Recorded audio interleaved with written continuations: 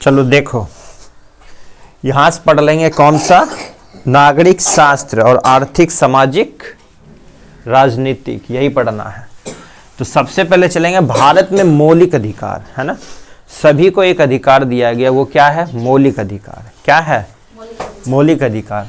तो भारत में मौलिक अधिकार जो लिया गया था वो किस संविधान से लिया गया था, ठीक है, तो ये अमेरिका के संविधान से लिया गया है। कहाँ से, अमेरिका के संविधान से लिया गया है मौलिक अधिकार, समझ गए।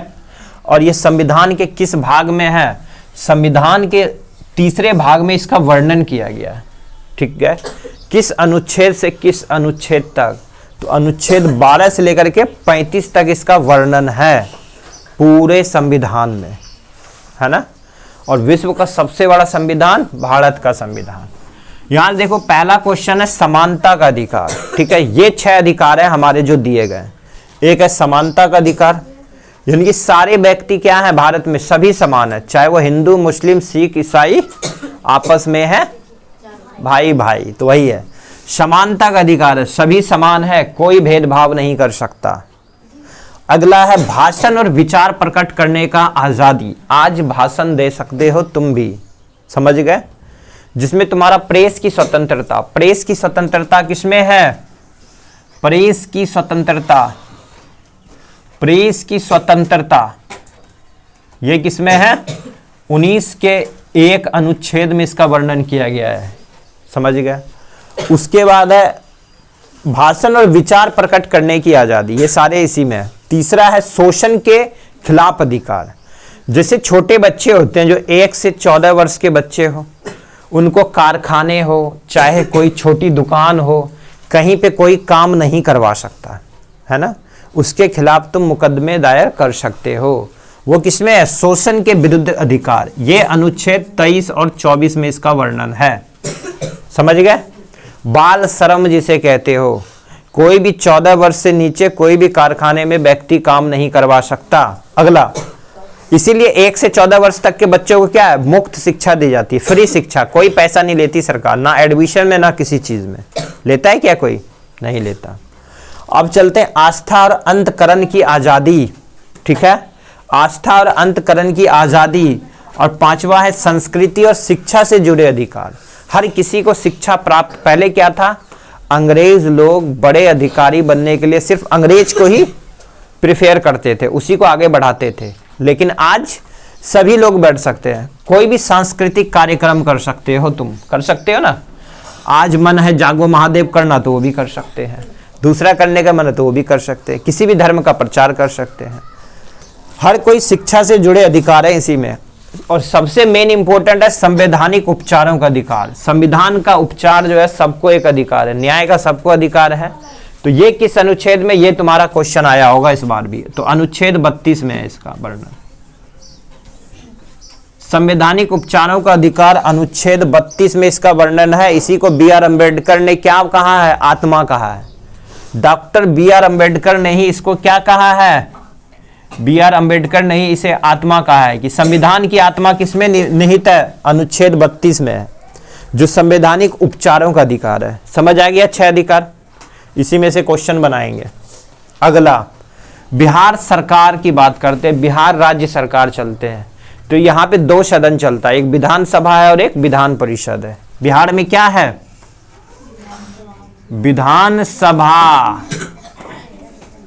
और विधान परिषद है, यहाँ पे विधान परिषद, ये 2 सभाएं हैं।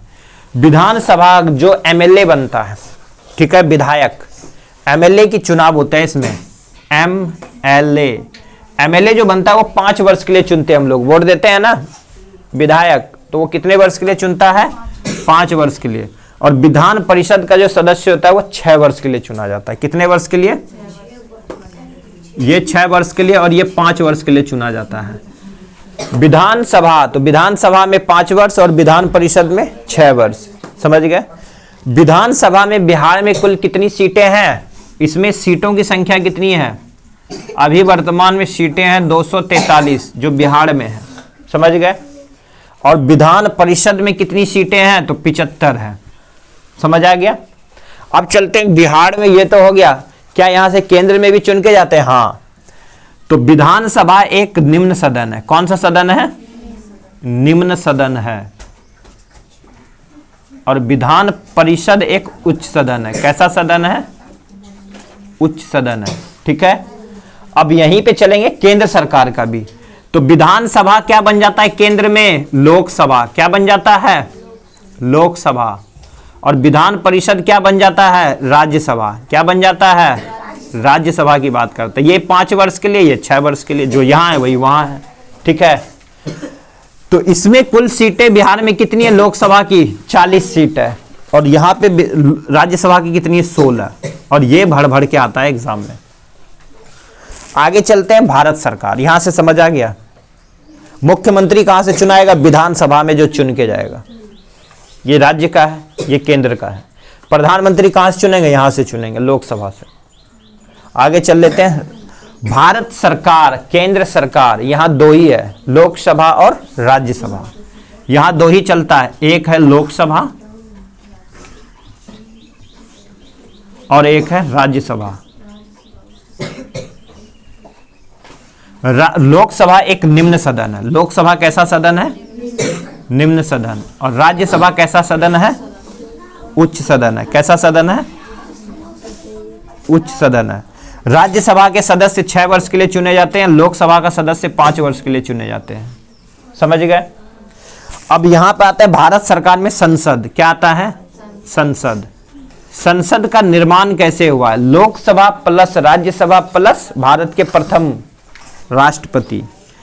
तो ये बना है राष्ट्रपति से प्लस लोकसभा से और प्लस राज्यसभा से। ये तीनों से मिलकर के क्या बना? भारत की संसद बना है। इसलिए भारत का संसद ही भारत के बारे में सब चीज व्याख्या करता है। भारत का संसद ही प्रधान है ना? तो संसद किससे बना है? राष्ट्रपति, लोकसभा और राज्यसभा। ये सवाल आया होगा इस बार भी। समझ गए?